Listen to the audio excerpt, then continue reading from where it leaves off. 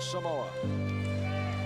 The Army Cook making it to the quarterfinals. We'll go back to rowing now, where we're going to look at men's fours without cocks. The East Germans are the reigning world champions. They have never lost this race in Olympic competition.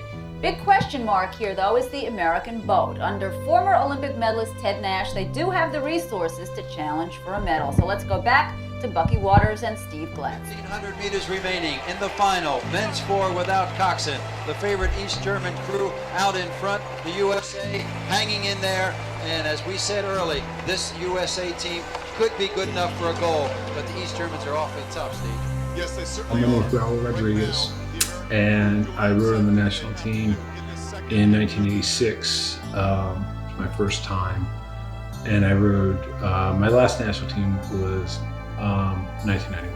You know, we had a really good result in '88. We were second, and we were really proud of that. I remember the morning of the final, Richard Kennedy, one of the guys in the boat, looked at me and said, I don't know if we're going to come in sixth or first. And, but let's just leave it out there. And we had a good race. Right now, the American crew doing exactly what they have to do. In the second and third 500 meters, they have to stay up with the leaders, driving the boat with good pace, and that's what they're doing. My story is a lot different than most. My parents are Cuban. And in Cuba, you started rowing when you were 17, and my father rowed 1 year in Cuba and then left Cuba and finished school in the US. And he was dating my mom at the time. And he always had planned to go back to Cuba. Rowing was a big deal in Cuba then. But he never got to row again. And then, I guess, I don't know, 15 years later or so, a bunch of his friends in Miami had started a rowing club. And so he decided to buy a boat and teach his kids how to row. And so my father taught me how to row. And I have three brothers. He taught us all how to row. We formed a little team. Literally kept a boat, a Cox 4 in our backyard. We have to take the backstays off the boat, put it on a station wagon, and we'd car top it over to the body of water. We did that for a year and a half, basically every weekend, twice a weekend. Back then there wasn't Youth Nationals Regatta. It was the Junior Nationals Regatta. And we won the Cox 4 in 1981. In 1982 was the first time that the junior team had a camp on the men's side. And my brother stroked the boat and they won a silver medal in Piedaluco at the Junior World. So, I mean, and we had a lot of success as juniors. I mean, we rowed well, you know.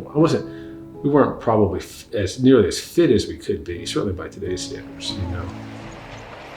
Dr. Rodriguez and Mrs. Rodriguez, the parents of Raoul Rodriguez, who was in the bow for the men's four without coxswain for the United States. Yeah, it's a very powerful oarsman, Bucky. So we pointed out before, Raoul Rodriguez was a football player at Tulane University, came to rowing late, but he's a real force there, and they're doing fine work.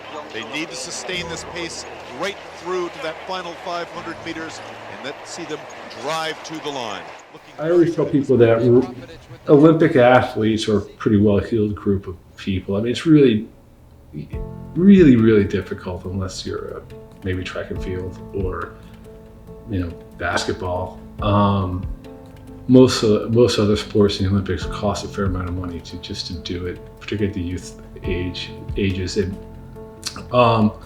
yeah, I could never have done it without the support of my parents. I mean, not just financially, but you know, giving you the just ability, the freedom to do something like that when everybody else is graduating college and starting careers and getting married and stuff like that. And you know, I don't want to do any of that. You know, and I was a really good football player in high school, and I was a complete bust in college. I mean, it was a disaster, and I mean, it really was. And you know, so I'm like, you know, I'm 20 years old, and I've quit. I'm a junior. I've quit football, and I just couldn't believe that my sports career was over. And I was fortunate. My dad decided to start a rowing program at Tulane, and so I started rowing again, really as a senior in college. Into the final 1,000 meters, the men's four without coxswain, the row for the gold. In lane 4, the East Germans clearly out in front, have led from the wire. But the good news for the United States is their boat is hanging tough, and they are in second place and rowing strong.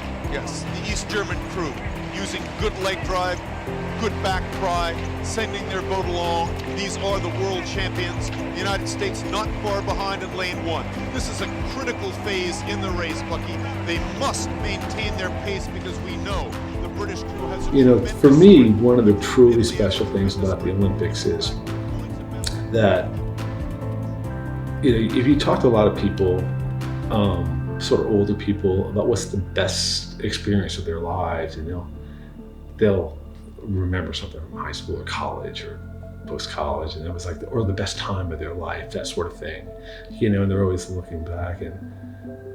But the Olympics are special because you realize at the time it's the time. You know what I mean? Like a lot of times you don't realize that this is a great experience of your life until after the fact. But when you're going to the Olympics, you know, you know it's going to be awesome. It's awesome, and the memories are special. So I think that is really unique and really cool, you know, for the athletes who are fortunate to make it. What I loved the most about rowing was training. My advice are those two things: enjoy the process, and you can only, you know, empty the tank, you know, in the workouts, and you can only do your best. I help coach a little bit.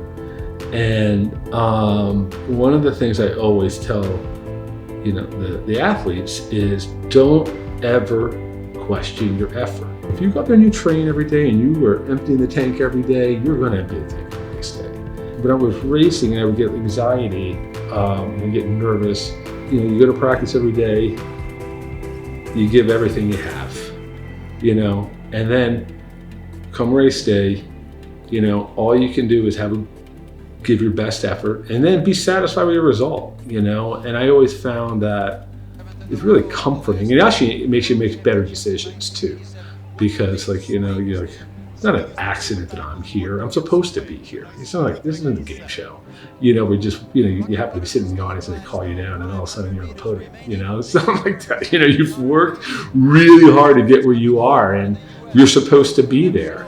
You're completely qualified to be there. It's the right moment. It's your moment. Well, they're kicking right now, Bucky. They've taken the strokes up per minute. They know it's now or never. They have begun their sprint. They're moving the boat powerfully forward. I don't see them fading. Raoul Rodriguez just glanced over to check out the opponents. They're doing a great job, Bucky, but they're going to have to get a medal. They're going to have to go flat out full board. They're going to have the sprint of their lives, because the British and the West Germans are also strong and good sprinters. What we need right here is an Ann Martin finish. She did it for the silver, and they're starting to move up. They're doing a great job, Bucky. They're looking very, very strong with 2:50 to go. It's all courage. It's now foot to the floor, full bore. I'm encouraged by what I see. They've broken the back of the West German crew, the one that's next to them. Now they're going after the Easties. Let's see if they can catch them. Here we go, stroke for stroke, right down to the line as they drive to the line. We're up to 43 strokes a minute now. The U.S. crew looks very strong for the silver medal. Perhaps, Bucky, the gold. The East Germans are out of gas. There's Crumpets with the headband coming on. They've got a shot. U.S. They've crew's got a driving. shot. Here they are. They're moving back up the German crew. My goodness, what a finish. They're keeping the drive going. They got to hang in for silver. They got to hang in for silver. Great, strong finish. A marvelous sprint. Courageous race. An incredible finish by the East German team to hold off a U.S. team that just left it all out there. A courageous